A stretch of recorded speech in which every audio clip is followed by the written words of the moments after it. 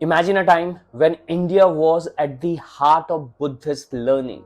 पूरी दुनिया से लोग भारत आते थे बुद्धिस्ट एंड अदर लर्निंग्स के लिए, जहां पे मैसिव मॉनेस्ट्रीज हुआ करती थी, एक्सक्यूसाइट आर्ट फ्लरिश करते थे और इन्फ्लुएंस करते थे कल्चर को, ना केवल भारत के अलग अलग क्षेत्र में but across Asia. Welcome to the world of Pala art, one of the most magnificent yet unappreciated artistic legacy of India. इस पर्टिकुलर वीडियो में मैं अनकवर करूंगा कि how Pala ruler transform Bihar and Bengal into the hub of Buddhist art. कैसे उन्होंने influence करा इस Buddhist art को, बुद्धिस्ट कल्चर को beyond India, and how their unique artistic style compared to other dynasties like Rashtrakutas, Cholas and Chandelas. Stick around because you are going to be amazed by some recent archaeological discovery that shed new light on this particular era. So, सबसे पहले हम लोग बात करते हैं rise and decline of पाला empire. दोनों की बात करेंगे क्योंकि दोनों से ही बेसिकली ये पूरी की पूरी स्टोरी जो आर्ट है, पाला आर्ट की स्टोरी है, वो शुरू होती है. हमारी कहानी शुरू होती है 8th सेंचुरी से, a time when north India was fragmented after the fall of Harsha empire. In Bengal there was a political chaos.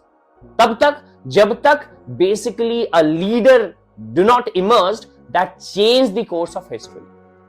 यहीं से शुरुआत होती है, इस बैकग्राउंड से शुरुआत होती है पाला रूलर्स की, the rise of Pala. In 750 CE the local chieftains of Bengal, जो लोकल लोग थे, उन्होंने इलेक्ट करा गोपाला को. And Gopala basically marked one of the earliest instances of democratic monarchy in India. और यहां से पाला एम्पायर की शुरुआत होती है. लेटर पाला का एक्सपेंशन हुआ अंडर धर्मपाला, जो कि 770 से 810 सीई के आसपास इनका कार्यकाल था. एंड इन्होंने, धर्मपाला ने ही स्टैब्लिश करा नालंदा, विक्रमशिला, सोमपुरा जैसे महाविहाराज, जो कि स्टडी के सेंटर बने, making them global centre of learning. In fact इसके बाद एक्सपेंशन हुआ. इनफैक्ट जो पूरा का पूरा गोपाल जो पाला एम्पायर था, that was extended into Assam, Nepal and other parts of Odisha. In fact Devapala का जो रेन था, इसे गोल्डन एरा ऑफ पाला डायनेस्टी कहते हैं. 810 ईस्वी से लेकर के 850 सीई तक इसका जो है बेसिकली कार्यकाल रहा. The empire reached its zenith during Devapala time. और वहीं से बेसिकली आर्ट एंड आर्किटेक्ट जो है वो एक डिस्टिंक्ट स्टाइल लेना शुरू किया. Pala style of Buddhist sculptures and bronze were exported to South Asia and Tibet. So केवल इंडिया में नहीं, साउथ ईस्ट एशिया में, तिब्बत में, ये सब जगह इनका इन्फ्लुएंस रहा. और धीरे धीरे फिर because of the weak rulers and other reasons decline होने लगा लगभग 11th और 12th सेंचुरी के आसपास. इनफैक्ट सक्सेसिव वीक रूलर, जैसे मैंने कहा, और साथ ही साथ इसी दौरान 11th और 12th सेंचुरी के आसपास टर्किश इन्वेजन होता है. बख्तियार खिलजी का नाम आपको पता होगा. 1193 सीई में उसने बेसिकली इंडिया पे अटैक करा और he destroyed many monasteries. In fact leading to a decline of Buddhist art. ये जो था, that was the final nail on the coffin. That was one of the last era of Buddhist art जो basically Bakhtiyar Khilji के साथ, in fact उसने नालंदा और कई तरह के जो बुद्धिस्ट सेंटर थे, जो एजुकेशन सेंटर्स थे, उनमें लगभग 90,000 से ज्यादा किताबों को जला दिया. इनफैक्ट ऐसा माना जाता है कि 6 बेसिकली महीने तक नालंदा यूनिवर्सिटीज के लाइब्रेरीज से धुआं निकलता रहा. इतनी सारी किताब, और वो उस समय दुनिया की सबसे अधिक जो है बड़ी लाइब्रेरी जो है यहाँ पे इस पर्टिकुलर सेंटर के आसपास थी. तो बेसिकली इससे ये बात बिल्कुल स्पष्ट हो जाता है कि जो पाला किंग्स थे, they were great patron of art, literature and learning. यहीं से हम बात करेंगे क्या था रोल पाला किंग्स का आर्ट एंड अदर एक्टिविटीज में। If you talk about great patron of art in Indian history, तो Pala deserve the top spot. They were ardent supporter of Mahayana and Vajrayana Buddhism. Buddhism के जो दो sect थे, महायान और Vajrayana Buddhism, which deeply influenced their art and architecture.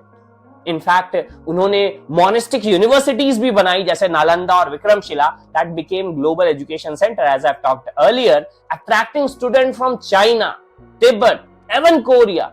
सो पूरा का पूरा south east Asia से लोग आते थे और यहाँ पे Buddhist learning as well as the जो लर्निंग इंडिया का जिसको ओरिएंटल लर्निंग है उसमें इंटरेस्ट लेते थे। जो यहाँ के स्कल्पचर थे, पेंटिंग्स थे, इनमें इंटरेस्ट लेते थे, बिकॉज एक बड़ा यूनिक स्टाइल यहाँ पे था। जैसे हम लोग लॉस्ट वैक ब्रॉन्ज स्कल्पचर बनाते थे डिपिक्टिंग बुद्धा, उसी तरीके से जो डिफरेंट बोधिसत्व हैं जैसे तारा है, उनकी भी बेसिकली जो है स्कल्पचर्स बनाई जाती थी। पाम लीफ मैन्युस्क्रिप्ट जो काफी फेमस है, with exquisite miniature paintings, that's quite famous of basically this Pala empire. इसके साथ ही साथ स्प्रेड ऑफ बुद्धिज्म भी इससे बेसिकली हुआ। जैसे Atisha Dipankara, a scholar from Vikramashila university, played a very crucial role in reviving Buddhism in Tibet. तो ये तो पूरा का पूरा क्रोनोलॉजी और जो कंट्रीब्यूशन रहा पाला जो रूलर्स थे उनका। लेकिन फिर अब ये जो डेवलप हुआ, ये जो आर्ट फॉर्म डेवलप हुआ, इसमें क्या यूनिक था? व्हाट मेक पाला आर्ट यूनिक? इनफैक्ट पाला have a very distinct and different form of artistic traditions. जैसे पहले बात करें मटेरियल पे, तो वो black basalt stone sculpture use करते थे, व्हिच वाज फाइनली पॉलिश्ड, अच्छे से पॉलिश्ड हुआ करता था, एंड एडॉर्न्ड विथ इंटिग्रेट कार्विंग, बहुत महीन कलाकारी और बेसिकली उसके ऊपर की जाती थी। Bronze statue made using lost wax technique, जो कि बहुत पुराना टेक्निक है। इंडस में भी आप लॉस्ट वैक्स टेक्निक जानते हैं, जिसमें बेसिकली वैक्स को भर दिया जाता है और बाद में उसको पिघला करके उसके अंदर मटेरियल डाला जाता है। बड़ा सिंपल टेक्निक है लॉस्ट वैक्स टेक्निक। इनफैक्ट ये टेक्निक उस समय भी बेसिकली पाल एम्पायर के आसपास भी यूज किया गया था। ये कई बार एग्जाम में पूछा जाता है। थीम्स जो होते थे वो बुद्धिस्ट डिटी, बिकॉज ज्यादातर जो पाला बेसिकली रूलर्स थे वो बुद्धिज्म को बेसिकली प्रमोट करते थे। तो बुद्धिस्ट डिटी इंक्लूडिंग बुद्धा, तारा, इन सब के जो है बेसिकली स्कल्पचर्स बनाए जाते थे। इनफैक्ट इन्होंने इन्फ्लुएंस करा तांत्रिक बुद्धिज्म को भी, और तांत्रिक बुद्धिज्म जो एक अलग सेक्ट है बुद्धिज्म का, इनसे अफेक्ट भी हुए विथ मल्टी आर्म्ड जो है बेसिकली फेशियल एक्सप्रेशंस। साथ ही साथ जो फियरसम डीटीज थे जिनके एक्सप्रेशन काफी फियरसम हुआ करते थे, तो यहाँ पे अमेलगमेशन हम देख सकते हैं the other form of Indian art और यहाँ पे बेसिकली जो पाला आर्ट है उसमें। अगर हम स्कल्पचर स्टाइल की बात करें, it was quite graceful, meditative expressions हुए करते थे,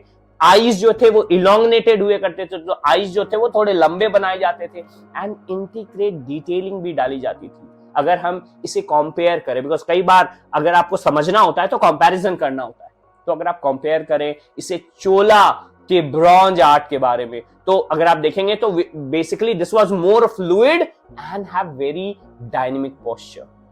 नाउ अगर हम मिनिएचर पेंटिंग की बात करें, तो जैसा मैंने बताया सबसे फेमस पाम लीव इलस्ट्रेशंस जो थे, that was basically precursor to Mughal miniature. यहीं से इन्हीं फॉर्म्स को बेसिकली आगे चल करके मुगल मिनिएचर पेंटिंग में बेसिकली डिपिक्ट किया गया।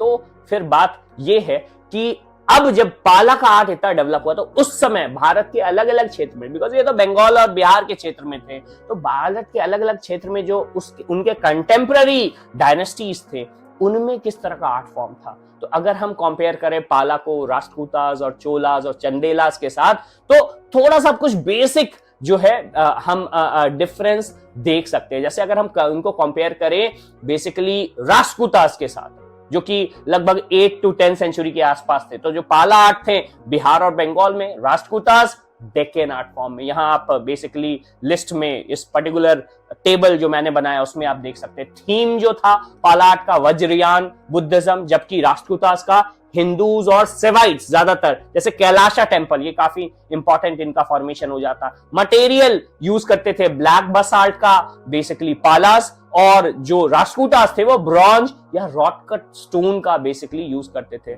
अगर हम नोटेबल साइट की बात करें तो बेसिकली जो पालास के नोटेबल साइट थे वो नालंदा ब्रॉन्ज साइट्स थे, जबकि इलोरा केव जो थे वो राष्ट्रकूटास के नोटेबल साइट थे। ये बहुत इंपॉर्टेंट चार्ट है। आप इसी तरह से पाला और चोलास के बारे में भी देख सकते हो, जहां मैंने इनके थीम को बेसिकली कंपेयर किया है। एक तरफ बुद्धिस्ट थीम है, एक तरफ हिंदू सेवाइट्स थीम है। नेक्स्ट अगर मैं बताऊं तो ये ब्रॉन्ज मटेरियल यूज करते थे। ये बॉक्स पढ़ने से आपको याद भी हो जाएगा, इसलिए मैंने ये कंपैरिजन किया। जैसे स्टोन, कई बार पूछा जाता है, जो स्टोन ब्रॉन्ज और जो नटराज स्कल्पचर थे जो मेडिएटिव पोस्चर में थे, वो किनके द्वारा बनाया गया था। तो ये सारे कंपैरिजंस आप देख सकते हैं। वैसे ही आप देख सकते हैं पाला और चंदेला के कंपैरिजन को, जिनमें अगेन जो चंदेला आर्ट्स थे वो हिंदूज और जैन फीचर्स को बेसिकली, उनका थीम जो था हिंदू और जैन थीम्स के साथ साथ था। अगर फीचर्स की बात करें तो एलिगेंट और स्पिरिचुअल और इरोटिक स्कल्पचर जो है चंदेलास करते हैं। जैसे मैंने बताया खजुराहो इसका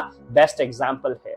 तो ये तो कंटेम्पररी कंपैरिजन हो गया। अब हम बात कर सकते हैं कि पाला का इन्फ्लुएंस साउथ ईस्ट एशिया और तिब्बत में क्या होता है। ये काफी इंपॉर्टेंट है, बिकॉज बहुत कम ऐसे आर्ट फॉर्म इंडिया के रहे जो उसी समय, बाद में तो कई आर्ट फॉर्म अपने समय के थोड़े समय बाद पूरी दुनिया में फैल गए। आज भारत का आर्ट फॉर्म पूरी दुनिया में बेसिकली प्रभावित करता है, लेकिन कंटेम्पररी उसी समय वो साथ साथ साउथ ईस्ट एशिया में भी और तिब्बत में भी प्रभावित करते हैं। क्या आपको पता है कि पाला आर्ट केवल भारत में इस तरीके से इन्फ्लुएंस नहीं करता है, इसने बेसिकली तिब्बत, म्यांमार और कंबोडिया जैसे साउथ ईस्ट एशियन कंट्रीज को भी प्रभावित किया।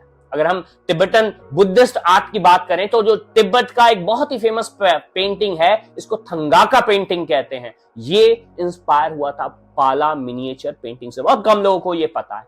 इनफैक्ट अगर हम ब्रॉन्ज स्कल्पचर फ्रॉम पालास की बात करें तो ये आज भी तिब्बतन मॉनेस्ट्रीज में यूज किए जाते हैं।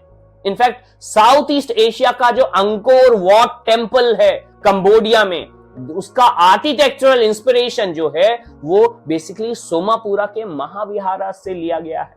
तो केवल भारत में नहीं, बाहर भी कई देशों में इनका इन्फ्लुएंस रहा था उस समय। इनफैक्ट पाला स्टाइल ऑफ बुद्धिस्ट स्टैचूज जिसको है, इनको आप जावा के बरबोरदूर टेम्पल में भी पाते हैं। सो जो मेजर साइट्स थे पालास के और इनके जो एक्सकवेशन किए थे, इनके रिफ्लेक्शन जिनकी अभी मैंने बात किया, वो इन साइट्स में भी आपको दिखता है। सर नालंदा की बात करें हम बिहार में, जो कि एक समय 10,000 से ज्यादा स्टूडेंट्स को पूरी दुनिया में बेसिकली पढ़ाता था। साथ ही साथ अगर हम एक्सकवेशन जो है इन मॉनेस्ट्रीज की देखें तो यहाँ पे डिफरेंट स्ट्रक्चर्स, इंस्क्रिप्शंस और ब्रॉन्ज स्टैटूज आपको मिलते हैं। वैसे ही विक्रमशिला भागलपुर में जो है बिहार में, बिल्ट बाय धर्मपाला, तो काउंटर नालंदा डिक्लाइन। तो नालंदा जैसे जैसे डिक्लाइन हुआ, धर्मपाला ने फिर से, बिकॉज ये इतने बड़े सपोर्टर्स थे ऑफ लर्निंग कि नालंदा डिक्लाइन होता है बिकॉज ऑफ द अटैक, और इसके बाद धर्मपाला ने बेसिकली विक्रमशिला यूनिवर्सिटी को पैरेलली बनाने की कोशिश की। इनफैक्ट अभी इन इलाके में रेमिनेंट ऑफ स्तूपास, मोनेस्ट्रीज और कुछ स्टोन इंस्क्रिप्शन मिलते हैं। उसी तरह कुर्कीहार जो अगेन एक treasure trove of Buddhist and bronze sculptures जो है वो कई इंटरनेशनल म्यूजियम्स में डिस्प्ले हुआ। इसका मतलब कि पालास जो है आज के समय में भी, इतने समय बाद भी बहुत ही इंपॉर्टेंट है। वो basically have faded into history but their art continues to inspire. From serene Buddhist of Nalanda to Grand Temple of Southeast Asia, the legacy of Pala is still alive and thriving. So next time अगर आप कोई Buddhist statue किसी museum में देखते हैं, थोड़ा closure look देखिएगा, you might just be looking at a masterpiece from the land of Pala. अगर आपको ये वीडियो इंफॉर्मेटिव लगा, don't forget to like, share and subscribe, and for more history and art content, subscribe. Thank you.